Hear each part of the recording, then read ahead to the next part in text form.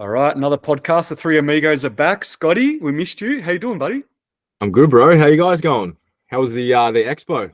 Expo was good. MG was probably there a little bit longer than I was. He was there both days, pretty much the whole day, right? Yeah, it was awesome, man. It just felt so good to be back. I'm sure we'll get into the expo in a bit, but yeah, it was absolutely amazing. Give us an update, Yeah. Scotty. How you doing? And then we'll talk about the expo. Yeah, cool. Yeah, good, man. Big weekend, obviously. First show for the year for my athletes at least, and they're such long nights because of the time difference. So for some context, I was awake. I went to bed about 8:30 on Saturday night, and I got up around about midnight. And from about 12:30, quarter to 1 until 6 a.m., I just had to stay awake because I had Thelina and I had Wayne competing. And anyone that knows Wayne is he likes to sleep.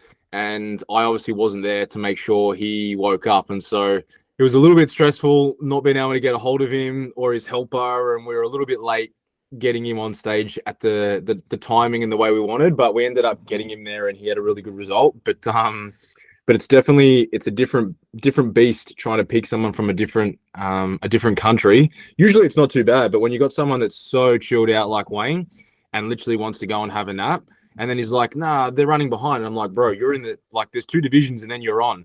And he's like, I haven't even got my tan ready. And I'm like, oh my gosh. So that was interesting, but it was good. And it looked like it was a bit of a smaller show, kind of similar with the rookies. I feel like maybe a lot of athletes are perhaps waiting until the later shows. I know some of our numbers for NBA looking really good. We're going to have some big shows, which is awesome. But yeah, it's good to see everyone getting back into the thick of it, and obviously to have that expo show. A little bit of FOMO, obviously not being there, but I'm sure you guys will be able to give me the rundown on it all.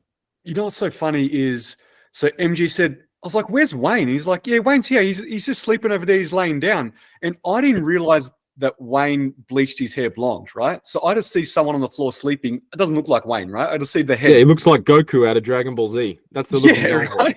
So I'm like, I couldn't find him, whatever. And then I saw him on stage. I was like, oh, that was Wayne lying down sleeping. And now you tell me that he nearly missed it. It makes sense because he was fast asleep, bro, like completely fast asleep. Man, I had like 20 unanswered WhatsApps, and I think Pete was like doing laps of the expo, who's also one of my athletes who was meant to be his helper. And in the end, I actually went and got one of my other athletes, Ali, who was tanning him. I'm like, can you go and get Wayne and wake him the fuck up and quickly tan him and tell him to drink this and eat this and then get him straight on stage? And he's like, oh, the tanners aren't even here. And I'm like, bro, they're not going looking for you. You need to go and find them. And then you need to get backstage and start pumping up. And I'm like, don't pump up slowly. You need to pump up like you're on in 30 seconds because, yeah. So it didn't really go as smooth as I would have liked. But equally, it's a good learning curve because now I'm gonna get multiple helpers. I've got MG helping me out this weekend. We're gonna stick him on an aeroplane and make sure that Wayne's sleep is controlled and he has multiple alarms. And I know that MG will be all over it, but that is the level that we're going to stick people on an aeroplane to fly to make sure. I might even have to get you to make sure he gets in the car and wakes up in the morning, bro, to get to the venue. I'll just train him to me. Jeez. So anyway, very funny story, but equally, it was good. And to be fair, he looked phenomenal, but equally, I think with a bulletproof following everything with the right timing, he'll be on a different level again this week. And Thelina as well, who jumped up to men's physique for the first time. He's an ICM pro. He looked awesome as well, going up against some of those bigger boys. So for him to play second was really, really good. And yeah, man, it looks like it was a good show and good start to the season. Yeah, I saw Wayne obviously on stage. MG and I was sitting down watching him. He looked incredible, man. He looked so good. So imagining that the plan didn't go to plan, how much better he's going to look. And obviously, as prep continues, he's going to continue to refine and look better. So what shows is he doing next? So hang on. So Wayne is the guy that won men's fitness overall at the expo, right? Yeah, cool. He is, yep. So he's doing a show this Saturday. He's got a show at AMB, so he'll do fitness there. And then we were going to do physique, but he's decided he really wanted to go to SA. I think him and Pete have got some friends over there they wanted to go and see, and it ties in well. And they kind of also want to learn their coaches. How do you go about, because they've been asking lots of questions, if you have a show on a Saturday and a show on a Sunday, what are the changes that you make to fluid, to managing it, to be able to still peak an athlete? And then also what happens if you throw in traveling interstate with that? So kind of as an educational piece, but equally, I think the fact that these guys they're very into. So for example, South Australia ICN give away a sword for the overall.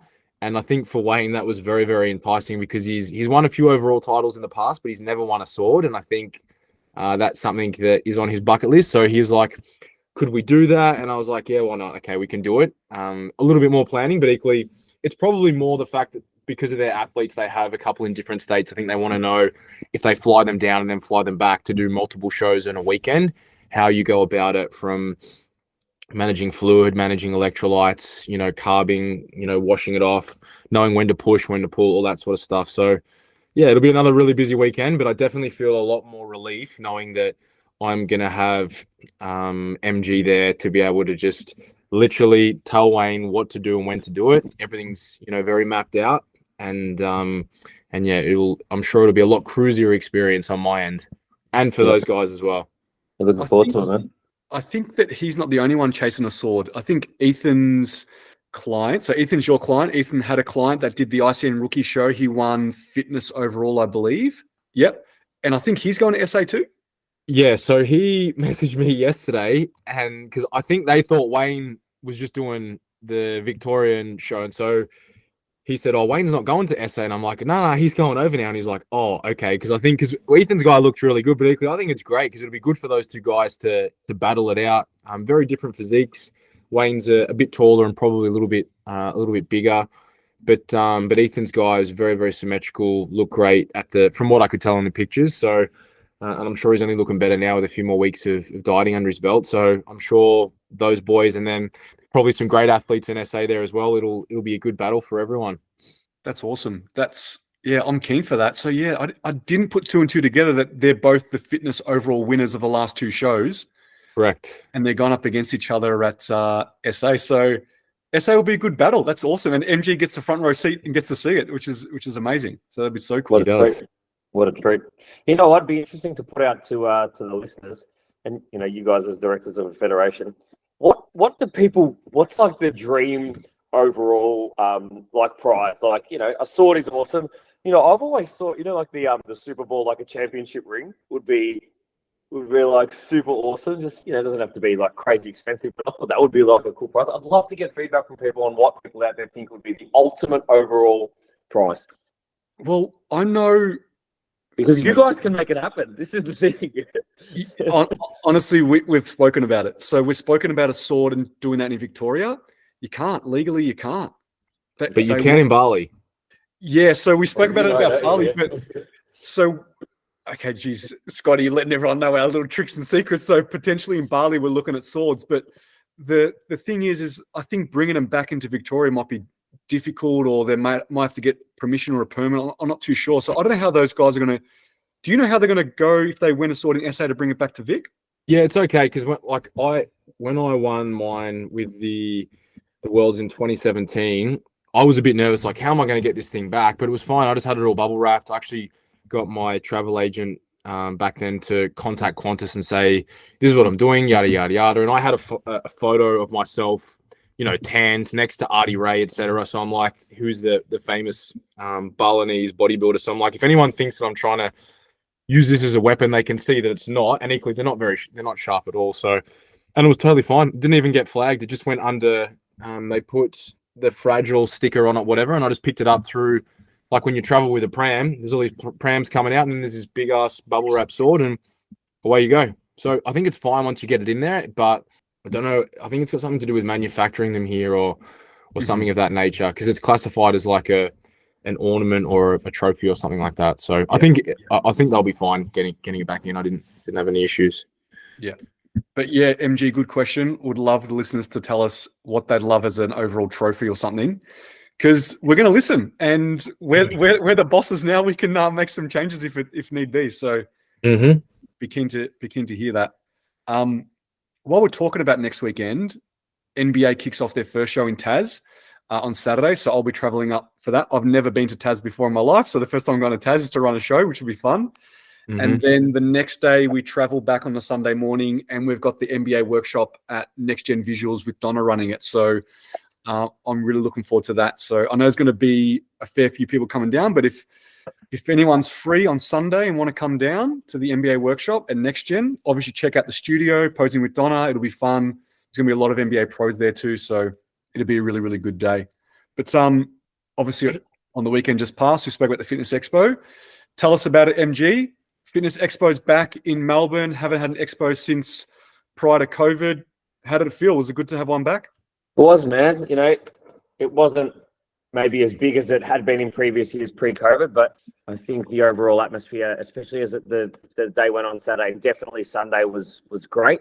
The crowd started to build. It just felt nice to be around, people who love it as much as we do. Nice to see a bodybuilding show again at such a large event like an expo. It was a great day. Met so many incredible people. Met listeners of the show who had come down from different states. Shout out to Jaden, actually, if he's listening, big supporter of ours. Just such a good day, such a great experience. It's still shocking to me. It feels so full circle. I remember going to an expo maybe in 2017. Funnily enough, different life I was living back then. And I remember bumping into me. She was actually working at the expo at one of the stalls, and just went past and said goodbye, said hello, and then meeting all the people that I was inspired by at the time. On the weekend, people coming up and recognizing the podcast and asking me for photos, and now being married and having a child with me. So it was a really special day to just kind of take a minute, sit down. I think I might have been sitting next to UMT at one point. I was just like, how cool is this? How good is it to be back? The show itself, not the biggest show that they've run, but I thought it ran really, really smoothly. There was certainly no hiccups. I thought from the athlete's point of view, maybe the stage could have been a little bit wider, but I think they probably had to do what they had to do with space there. I think the most difficult thing for them would have been the lighting, because what a typical bodybuilding show, you've got stage lights on, so all the emphasis is on the athletes on the stage. However, the crowd's pretty darkened, so it does seem like a really big highlight. Versus at the expo, the whole expo is lit up. So, a little bit more difficult, I think, with contrast, but I think they did a really good job to manage that. I thought Tony emceed it really, really well. And it was just good to be back. I had a couple of athletes compete who, I had a bikini athlete who did a first show and did absolutely incredible and had a long journey to get there and just had the most amazing day.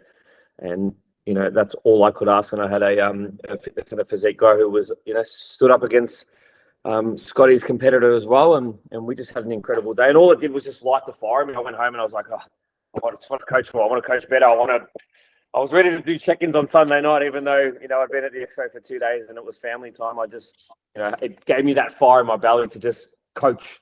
It was awesome. I think ICN did two really, really good things well too. So special announcement for Bridget to get awarded her second place that she should have got in Bali, but due to someone that tested positive to drugs, she got her third, but then got awarded the second place. That was awesome. They did it on stage. They presented her with her medal and her prize money, which is amazing. Jess Ryan, the 2IC Vic judge, got awarded the state head judge for Victoria. So that was well-deserved for her too. And they did that on stage and presented her with her certificate there. So that was absolutely amazing. So it was just good to be back at an expo. Like, again, yes, not as big as what it was before. Before it was the Arnolds.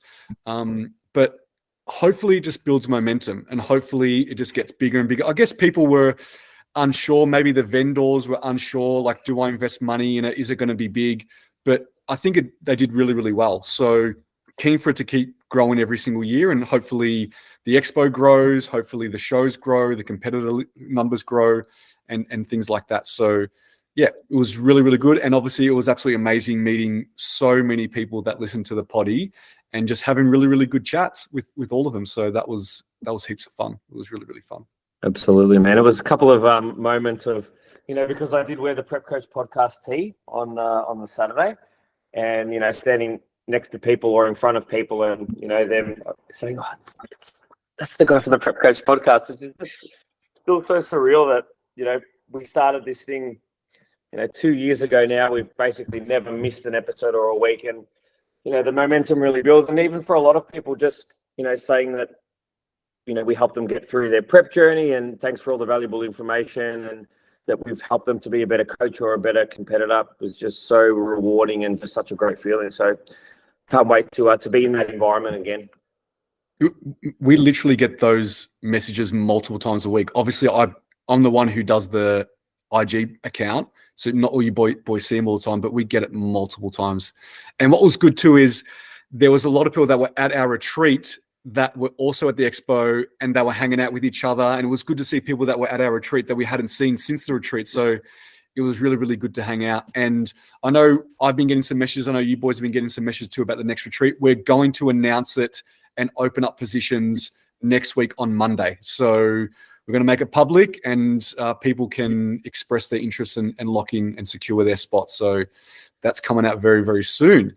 Now, we've got some questions. We've kind of covered a couple of them. One was about meeting us on Sunday. One was about general life updates. Let's move on to the next one. So what is the minimum level of commitment to expect from a prep coach? I'm worried my coach's heart isn't in it anymore. So it's a pretty of an open-ended question, a bit of a broad question, but what kind of commitment level do you expect from your coach? I know we've spoken about check-ins and what you should be getting from your coach from a check-in perspective, but maybe MG, what do you think? Level of communication, how many times a week? Should they be coming to your shows? Like that kind of stuff. Yeah, it's super open to interpretation. Without getting into like the detail of what should be included, I think the biggest thing is that the coach should be as committed as you are to the process. I know certainly, not just us three, but lots of coaches that we speak to and are connected with in the industry, do deliver a high level of service, and ultimately it's still, classed as a high level of customer service. I think the biggest things are minimum standard sort of turnaround times for communication. So let's just have a think about, what is acceptable, bearing in mind that, coaches are partners, mums, dads, and, have things going on that need to be dealt with as well. But I would say, typically a 24-hour minimum response period. If the show is in your state, I would say coach attending at your show would be sort of a minimum, unless, there's a reason why the coach can't, or they're away or something like that, which all makes sense. I'm guessing this athlete is feeling a little bit like their questions are being unheard, or, they're asking a question that by the time the coach sends the answer, 2 or 3 days have passed and it becomes irrelevant. So I think, having a chat with your coach about what a minimum service level agreement is around communication times would be key. But you should really not have to question your coach's level of commitment. If you coach anything like the three of us do, we probably have a mentality more so where we over service, right? Like we probably respond too soon sometimes. I'm always in my DMs responding to messages sometimes late at night when I probably should be taking a break too. So I think if you're already feeling like the level of commitment that you're getting from your coach isn't there, chances are that it's probably not going to improve. Anything to add on that, Scotty? Yeah, I think, when you first sit down and speak with your coach, one thing that I'm very big on is setting expectations and opening those channels of communication to say, just before we go any further, these are whenever I potentially on board or have a consult, I never commit to taking on anyone. I always just say, let's have a chat. We'll do a food recall. We'll have a look at metabolic screening, look at all the different bits and pieces, as well as get some information on you. I can give you some insight in terms of how I do things, and then I'll let you know if I think that we are a good fit, and then vice versa if you think we're a good fit. And then from there, we can discuss moving forward, because, initially, yes, I understand, coaches, you just take on as many people as you can. You want to try and build your roster, but you get to a point where when you do have enough athletes that it's quality over quantity, and I'm not just talking about the quality of one's physique, I'm talking about the quality of the person and having that relationship, because it's a two-way street. You both have to be equally invested, because ultimately as a coach, we're drawing up the game plan, but it's up to the athlete to execute and to facilitate that. But as long as those expectations are transparent very early on, so these are when your check-ins are due, this is when your response will be.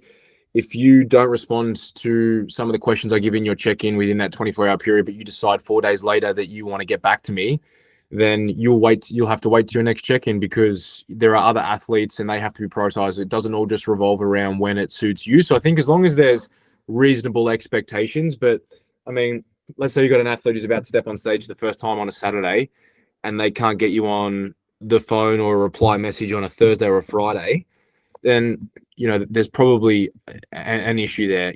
We talk about peak week all the time. We're in our athletes' files every single day. We're in communication every single day. We're asking for photo analysis once we're 3-4 days out, morning, post-training, evening, tracking weight, before, after, all those sorts of things. So, and I understand not everyone's going to go to that level of minutia, but I think it depends on what was agreed early on. And I think it's important, if you're looking for a coach, you need to make sure that you understand their expectations and equally that they understand yours. And if either party is not fulfilling that agreement, then I think you just part ways. Like I'm not going to name names, but I parted ways with someone about 2 weeks ago because for the third week in a row, I couldn't get this person to check in on time, and I'd communicated that to them. And so I was just, and no malice in it, but just saying, we're just not a good fit. Like, my expectations are different to yours, which is fine.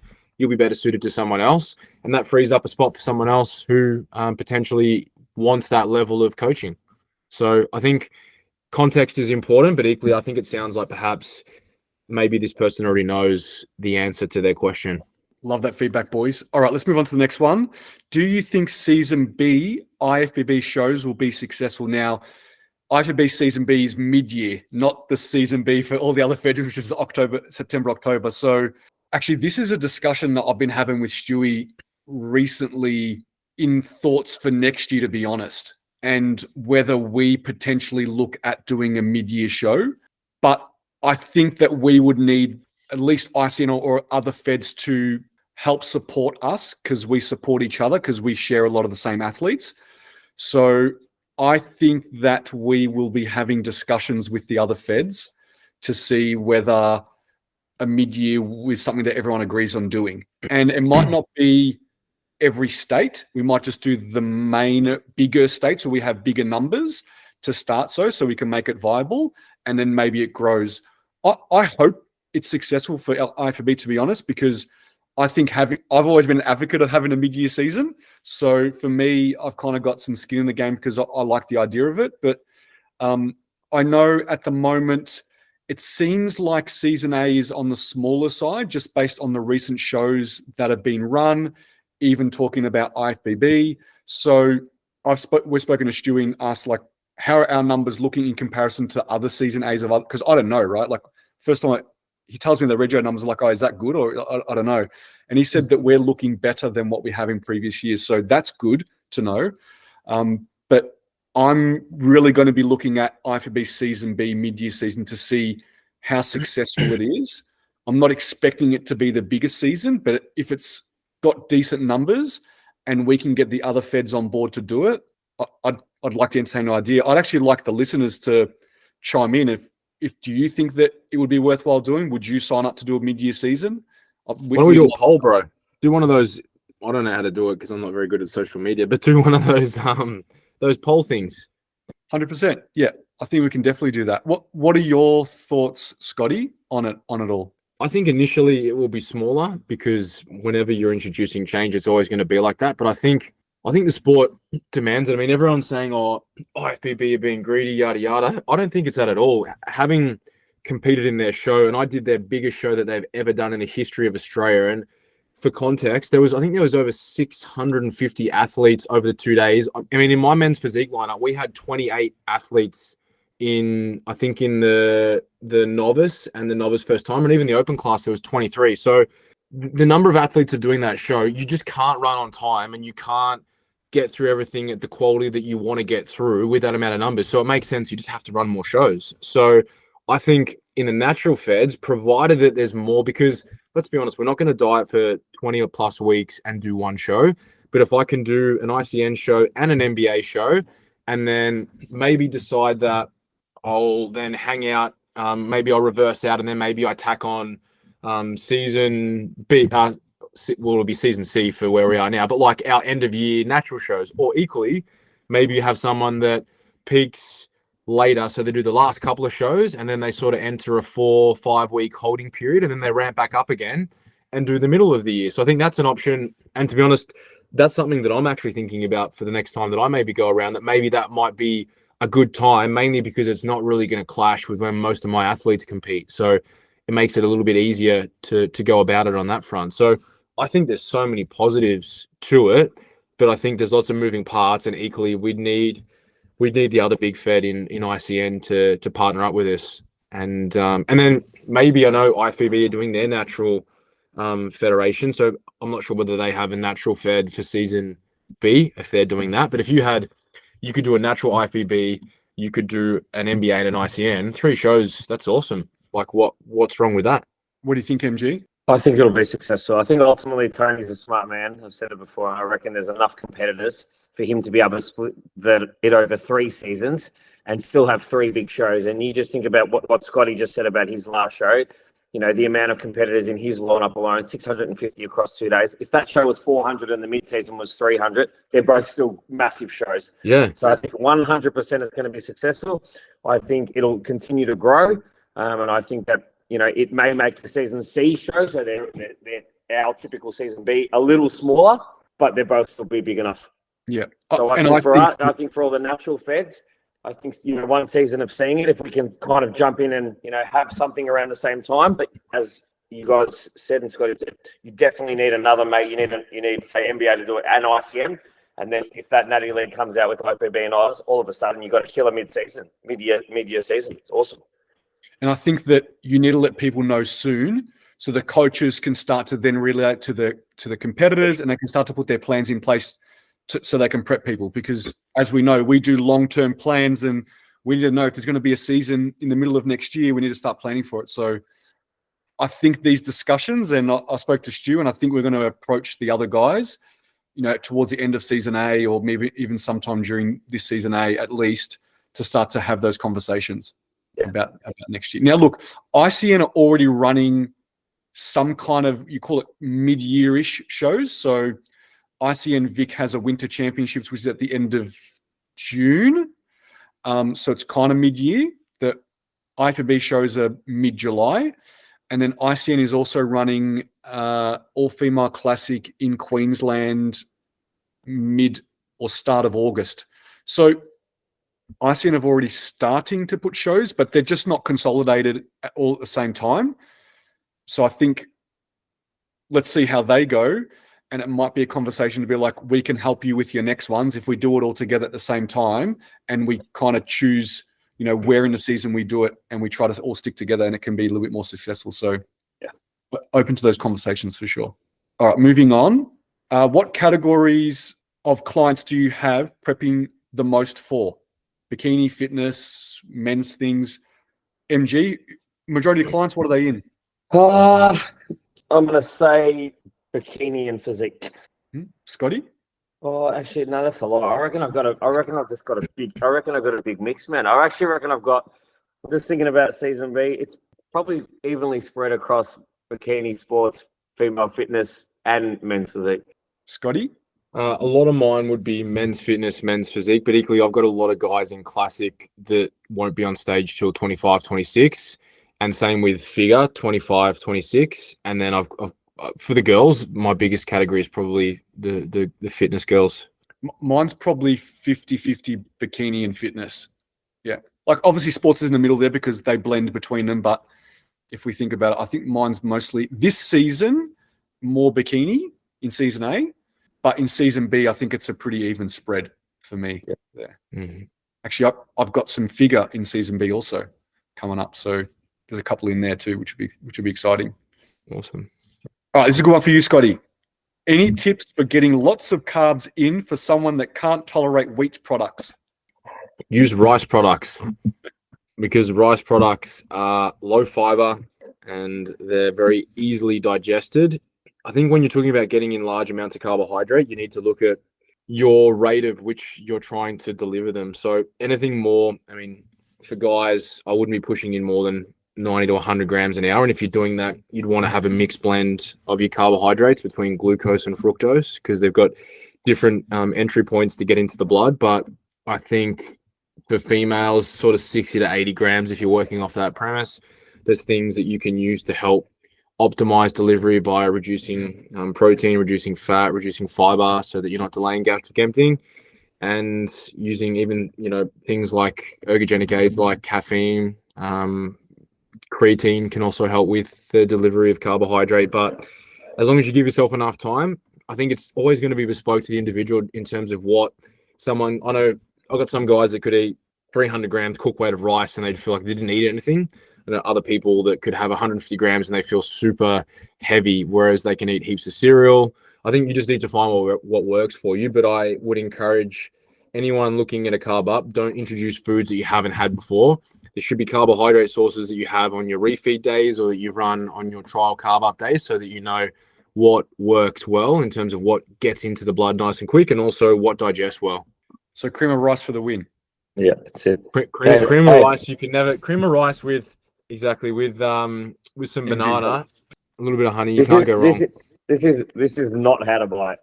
This is how you can waste a lot of money really fast. Rice flour, the way Scotty suggested many moons ago, is the only way to go. All right. I'm going to put these questions kind of back to back because I think they kind of blend well. So firstly, just want to say all your female athletes are amazing and absolute goals. How do you get them so big with so much muscle definition naturally, right? So we'll just leave it there. Go to the next one. If you have 2 clients with all the exact same age, gender, height, macros, calories, training, exercises, intensity, everything is the same, what other factors would change how much muscle they can develop? Genetics, they said genetics, etc. That's the answer. So, they've just answered their own question.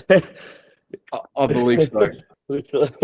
Scotty, do you ever see people that have very, very similar stats, but one is just outgrowing the other? Or do you normally find mostly, unless it's an outlier, that mostly people have similar stats, they're normally, progressing the same amount in the off season? Yeah, I think genetically we're always going to be very different. So that question, was that sent to you, or was it just sent to all of us? This might have been come through to me like an anonymous. Yeah. Okay, fair enough.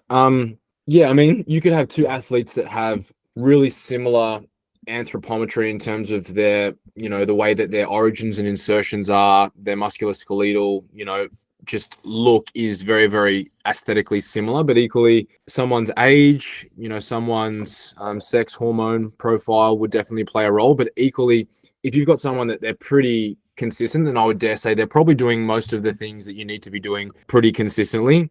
And in terms of one moving further ahead than the other, there's definitely going to be an element of genetics in terms of where that ceiling lies. But equally, I think when you get to that point of like talking about top tier athletes, that's when those little elements of minutia I think are really important. So maybe you have someone that's really relentless around nutrient timing. Maybe they're really specific about the amount of sleep that they get.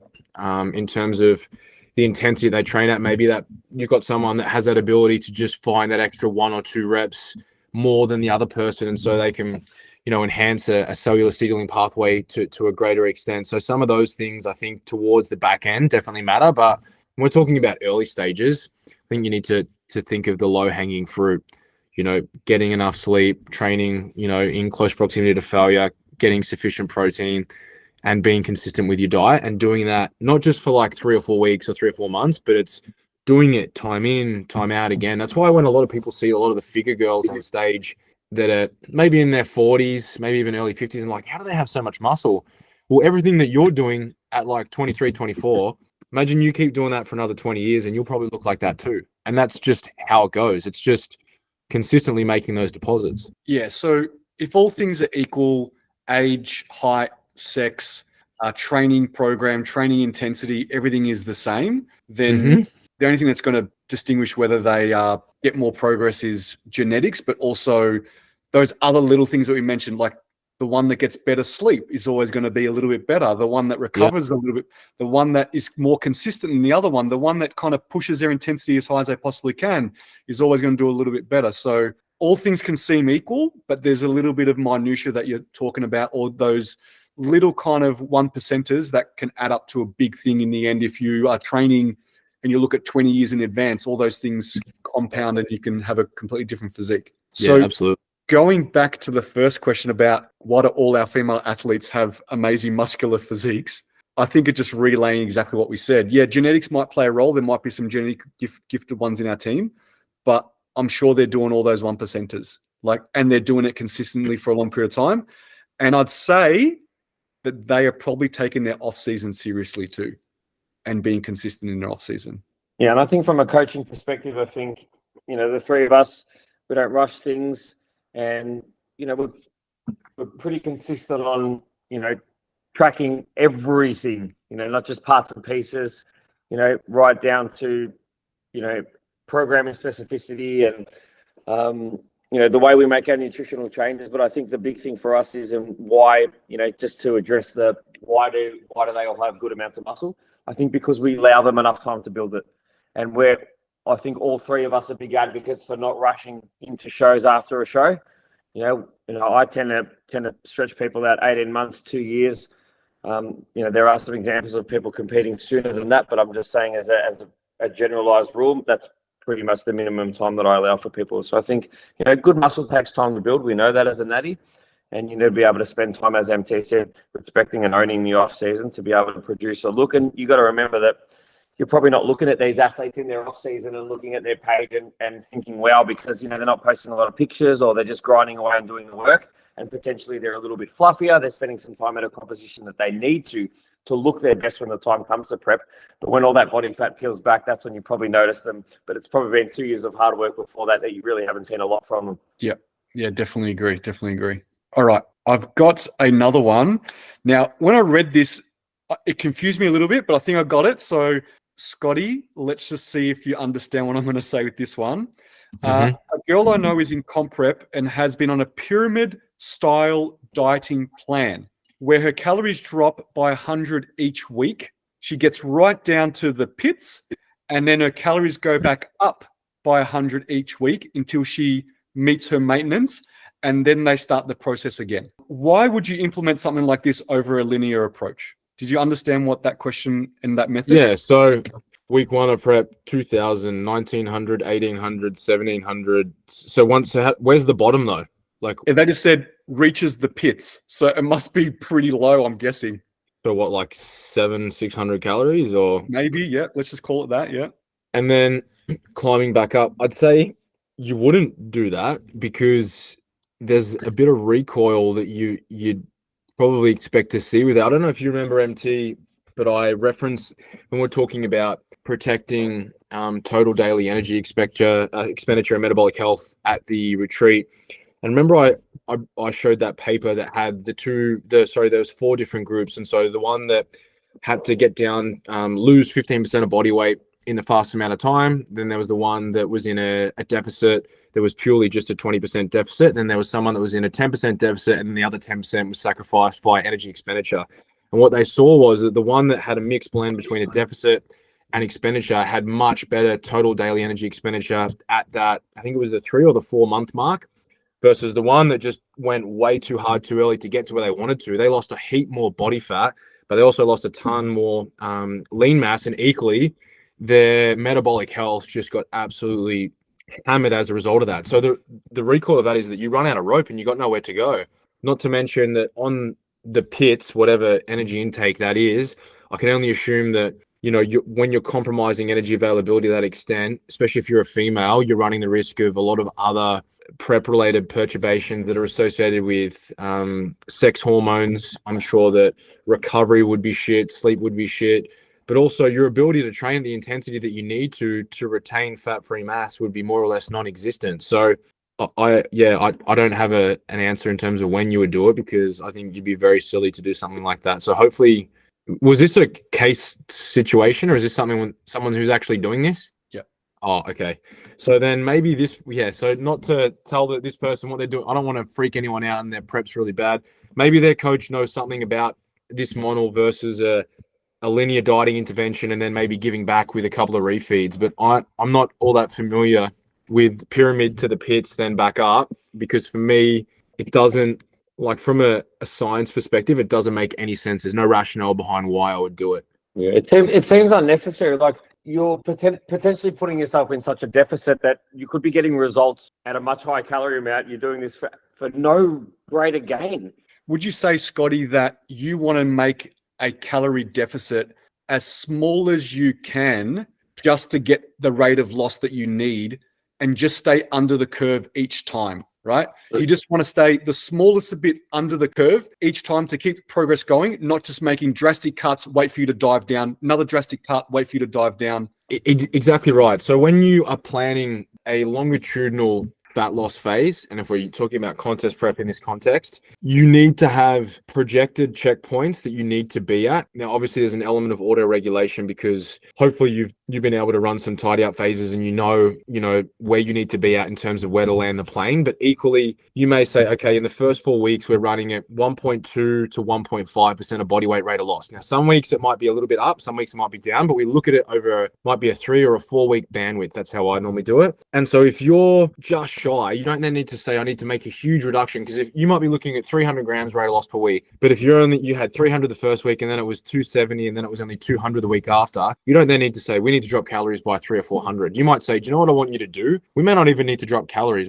Tell me what your day-to-day looks like. I come home, I get my 8 or 10,000 steps, and then I usually sit on the couch. So from now on, what I want you to do when you get home, I want you to make sure that you vacuum all of your house. I want you to make sure that the dishwasher's unloaded. I want you to make sure that the bins are out, the laundry's done, and then I want you to go and do everything else. And that miscellaneous movement will probably bridge that little gap for whatever they're doing. And then maybe the week after that, if they have a plateau, then you can either look at adding some expenditure or maybe taking from food. But most of the time, I think some of those basic fundamentals that most people don't think to do, that's just like people panic. Okay, we need to quickly take away more food or add more cardio, versus let's look at some of the real basic fundamentals within your lifestyle. When you go to the shops, don't take the very closest car park a bit further away and walk. That's what I do all the time. And it's an easy way to just get in that movement. But it sounds like this person maybe is an experiment, perhaps, in the sense that maybe their coach is trying something a bit different. But I think it's just you're making life so much harder than it needs to be. And equally, you may lose the amount of weight/fat mass that you need to lose, but you're also definitely going to compromise, I would have thought, fat-free mass. And equally, I think you'll see a bit of a hit to your metabolic health. And also probably you'll start to feel the suck a hell of a lot earlier because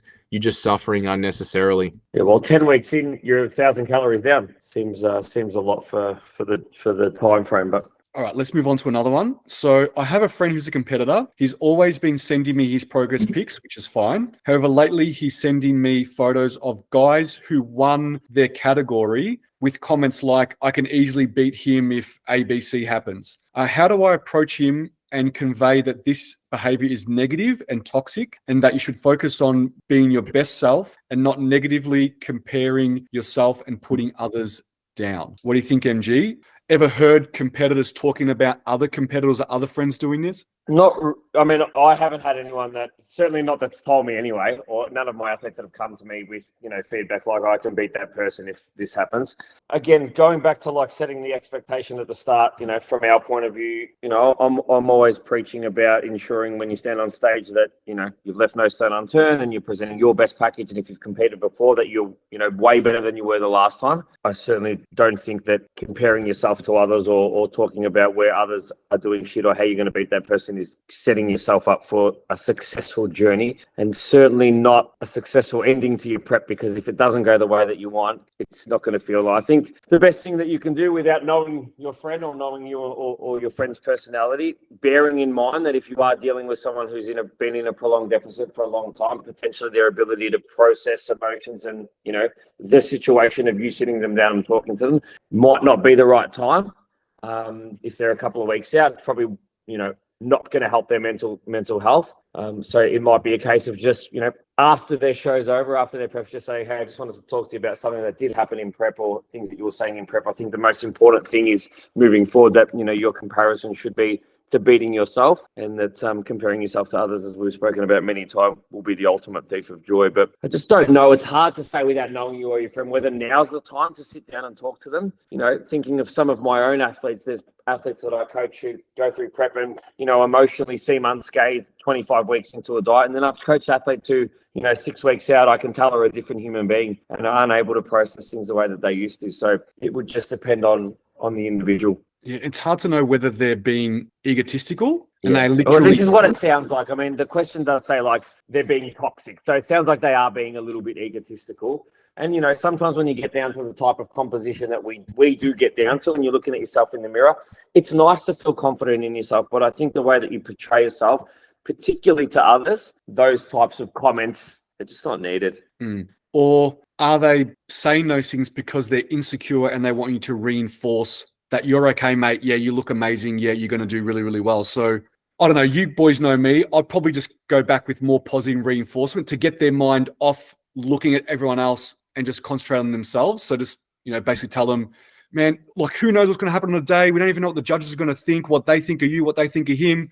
You're looking amazing. Just keep doing what you're doing. Keep pushing hard. You got this. Like, maybe just try to turn into more of a positive conversation than a negative, toxic conversation, and see if maybe that's what they need. Maybe they need reassurance and it's their insecurity coming through, or maybe, they're just the egotistical, toxic person and they just hate everyone and think they're amazing. And that's a harder one to navigate. What do you think, Scotty? Yeah, without knowing the person, I mean, if that was me, I would just write back probably and just say, it doesn't matter what anyone else looks like. It's you versus you. And then if they respond to that, I would just write you versus you. And I would just keep writing that until it just becomes embedded, because you comparing yourself to someone else that's done a show, it means nothing, because it's not up to you and what you think or what your friend thinks. It's up to the 4 people that are critiquing you, and they may think that you're better, they may not. But if you place your sole emphasis on whether your prep is successful based on whether you win or you don't win, then you're going to be pretty disappointed, unless you're just a freak of nature that wins everything, which is very, very rare. So I think as cliche, and we say it all the time, it has to be you. If you're going to stay in this sport longitudinally, it has to be you versus you. I looked better than I did last time, then you won. If you're running a 100-meter sprint, if I ran that faster than I did last time, then that's a win. You may not have won the race, but you beat your previous time. But if you place whether you did good or bad based on whether you're the first to cross the line or you're the only person that stands on top of the podium, then you're just setting yourself up for failure. If this person is going around thinking that they're the best of the best, they're going to be in for a massive fall if they actually lose, compared to if they just went around and stuck to themselves and didn't worry about anyone else. And if they lost, they didn't build themselves up to think they were the best anyway. So it is what it is. So I think they've got to be careful, because if they don't win and they've built themselves up to think they are the best, it's going to be hard post-comp. It's going to be really hard post-comp for them, for sure. Definitely, yeah. Mm-hmm. All right, Scotty, I know you got to go and start your day, but it was good to have you back. All the best for your athletes this weekend. I know you got MG there, and that's going to be absolutely awesome. All the best for everyone that's competing this weekend. I know we've got a couple of big shows across a couple of different states, so all the best for everyone that is competing this weekend. We can't wait to see how everyone goes, and we will catch you all next week. Sounds good. All right, boys. Take care, guys. See you guys.